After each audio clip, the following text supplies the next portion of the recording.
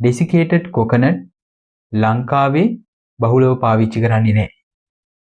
ගොඩක් වෙලාවට ලංකාවේ හොඳම පොල් desiccated coconut විදිහට වෙනත් රටවල් වලට අපනයනය සිද්ධ වෙනවා. එතනදී අතුරු ඵලයක් නිෂ්පාදනය වෙනවා. ඔයා දකින්න ඇති පොල් ගෙඩියේ මදය ලබා ගැනීමේදී කුරුට්ට කපා ඉවත් කරනවා.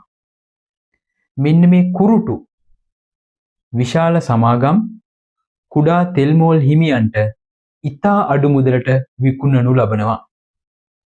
කුඩා තෙල් මෝල් හිමියන් මේ කුරුට්ට අරගෙන ඇවිල්ලා වියලීමට ලක් කරනවා. අවසානයේ මේ කොප්පරා දැඩි පීඩනයේ උෂ්ණත්වයේ රත් කිරීමෙන් කහ පොල් තෙල් නිස්සාරණය කරගනු ලබනවා. මේ කහ පොල් තෙල් සිල්ලර වෙළඳපොළට ලැබෙන්නේ මෙන්න මේ විදිහට. මේක ලංකාවේ බහුලව සිද්ධ වෙනවා.